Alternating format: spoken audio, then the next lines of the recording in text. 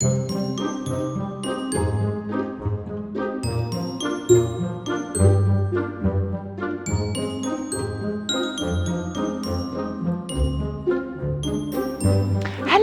I'm Moonsparkle, the Woodland Fairy.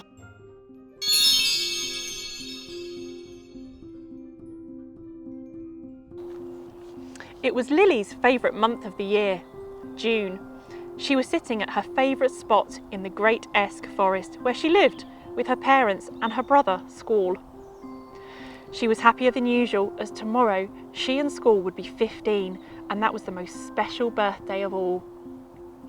For she and Squall would get their special wings and their gift. I forgot to tell you that Lily was a fairy. And fairy children only had ordinary wings until they reached 15. That's when each fairy received their own special wings and their own special gift. Each fairy's wings were unique. No two fairies were the same, and each gift was unique. Lily liked to sit and dream about what her wings would look like and what her gift would be.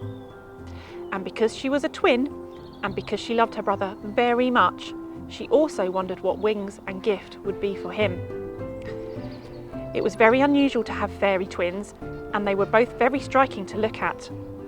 One very beautiful, one very handsome. They both had eyes as green and deep as the forest, but the biggest difference was their silver hair, which was curly, unruly, and shot with moonlight. This, of course, gave rise to much speculation among the fairy clan. So Lily sat by the river, shaded by the dappling trees, and allowed the river nymphs to tickle her toes, which she trailed in the river, and while she sat, she thought of her mother Rose and her father Drala. Rose's wings were full of iridescent colours: amethyst, rose, green, blue, and so many more, and open her wings were full of sweet peas, and the scent that wafted as she flew was wonderful. Her gift was the gift of watching over the flowers and making sure they all grew in their allotted time. Drala's wings were magnificent, bright red, shot through with yellow and orange tongues of fire, and his gift made him a dragon lord. He would travel far and wide to seek them out and care for them. So far did he travel that occasionally he would accept a ride from the dragons living in the mountains overlooking the forest.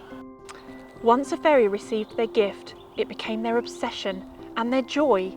The only time they held back was during the 15 years it took to raise each of their children.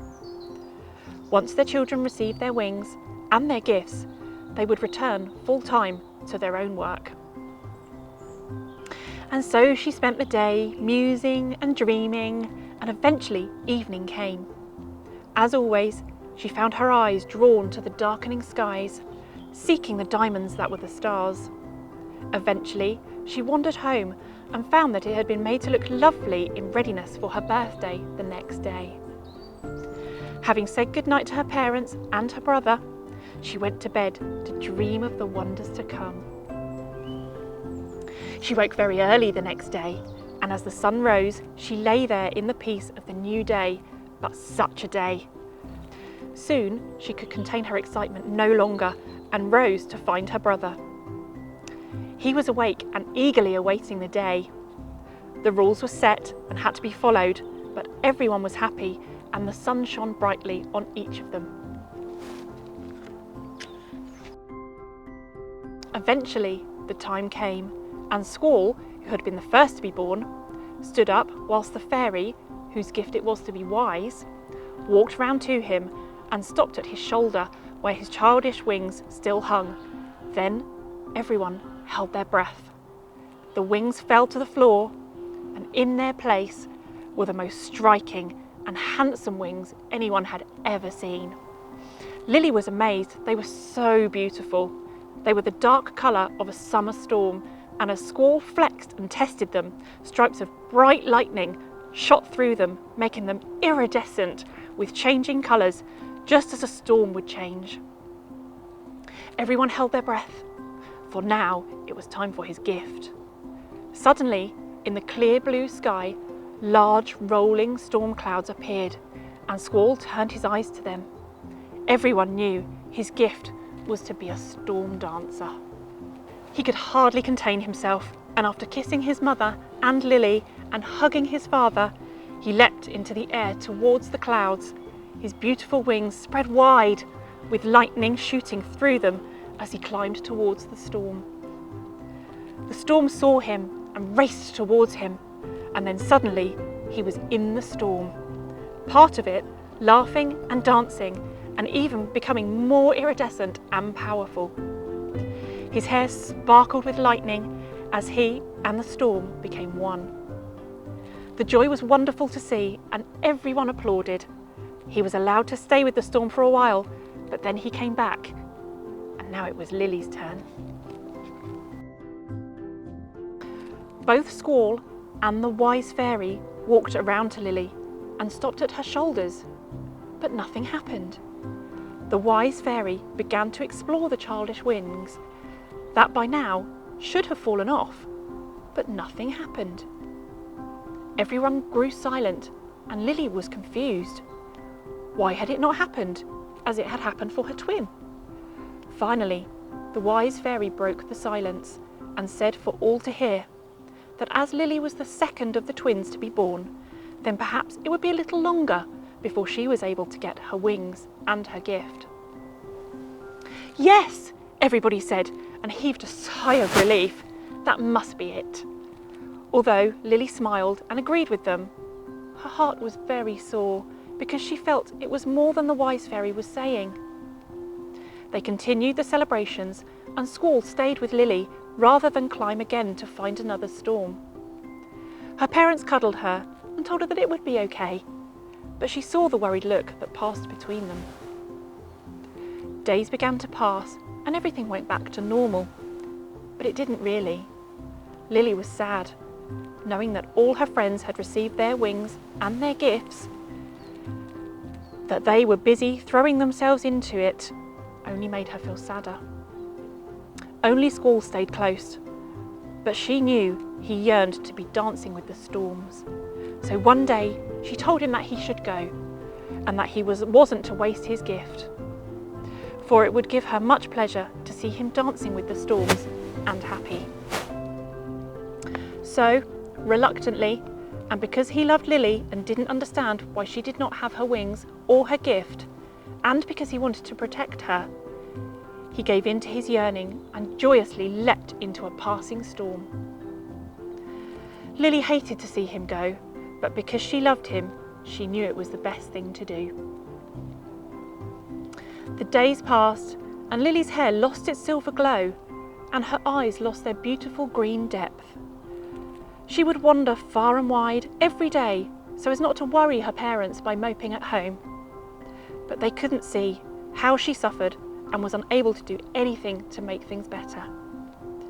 Even the water nymphs couldn't make her smile anymore, so the days passed with no change. Summer started to slow down and the leaves started to change in the forest, but still Lily had no wings or gift. One day, Lily walked much further than usual. She was so unhappy. She didn't notice that evening was falling, and when she did, she realised she didn't know where she was. But as ever, at eventide, she turned her eyes and soul to the stars. Looking back down, she saw a clearing in the forest with tiny fireflies all around. Intrigued, she walked towards it, and there, in the centre, was the most beautiful creature she had ever seen. It was a unicorn, but not white. It was the deep blue of the evening sky. His mane was sprinkled with stars, and to her amazement, she saw that he had the most beautiful wings. They were midnight blue, and when he opened them, the heavens moved through them. The stars, the comets, the planets, and all the galaxies all moved and danced in his wings. Lily felt her heart beat faster and walked very slowly towards him. She slowly and gently stretched out her hand for him to smell. He snorted and tossed his wonderful mane. "You're so beautiful," she whispered. "I never imagined such a glorious creature existed." The unicorn looked at her with soft eyes, and she stretched out her hand to touch his face. As she did so, she felt a peace and happiness which she had not known for a long time.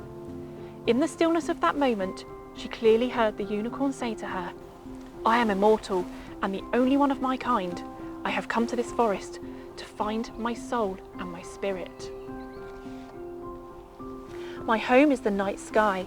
I travel through the stars and the planets, through galaxies far away, but I'm very lonely. My destiny has led me to this spot and has led me to you.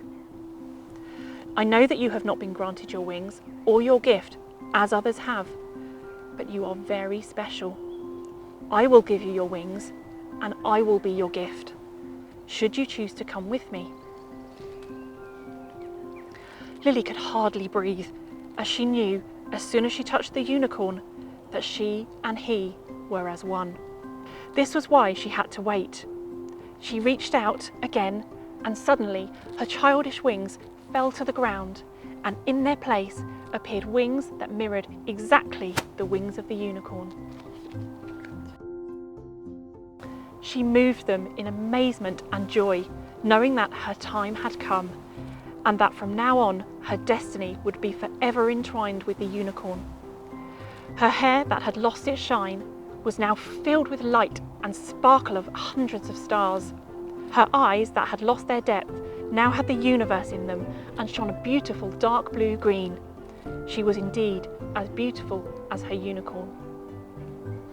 Together they took to the skies, and Lily knew the joy, freedom and happiness of finally getting her wings and her gift. They flew onwards until the dawn, when Lily had to go home. Lily couldn't wait to show her parents, brother and all her friends that she had finally been blessed. The unicorn, although very shy, went with her as he could no longer bear to be away from her.